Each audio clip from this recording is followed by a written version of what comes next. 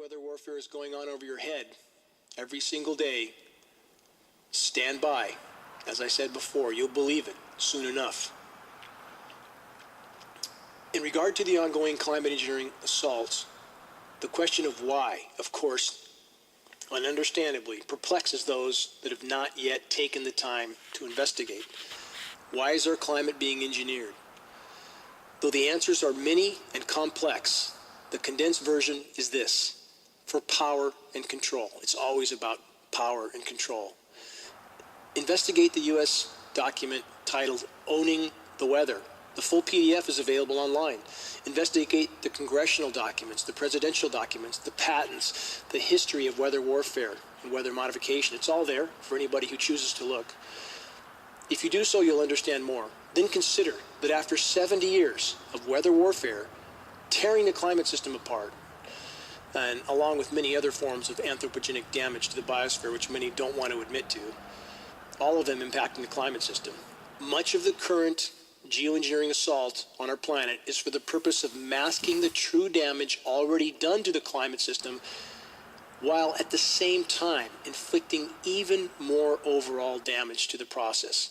Again, this is the pharmaceutical mentality for planet Earth. How many examples do we have to see from the human race? This is the mentality of our modern industrial society, to very destructively try to treat symptoms while making the core of the problem far worse overall. This is the society we live in. Where is El Nino? Let's ask the geoengineers. Why has it not developed as we were told it would? The largest El Nino ever. Why has it not developed? And even though Redding has had, in the valley, has had close to its normal rainfall, we are not getting the normal exponential increases of rain in the mountain areas. It's not happening. Why is it not happening? Because of the level of particulates in the atmosphere. That changes the orographic enhancement effect, the effect of the mountains. So again, it's imperative that people study the climate engineering issue and understand its ramifications. More on that in a moment. The dirty, dingy, wispy climate engineering particulate haze stripes, solar radiation management cloud cover continues to be plastered in our skies on most days over Northern California and elsewhere around the globe. I hear from people all over the globe about this every single day. Constant respiratory problems that are now epidemic.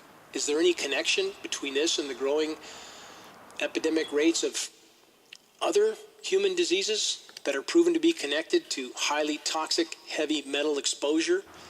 Lab tests from around the globe have long since proven a mountain of heavy metals like aluminum, barium, and strontium are raining down on all of us. These metals are the primary elements named in climate engineering patents. Yes, this is connected to the dirty, dingy, often checkerboard striped toxic mess that we see in our skies day in and day out. If you don't believe it, it doesn't matter.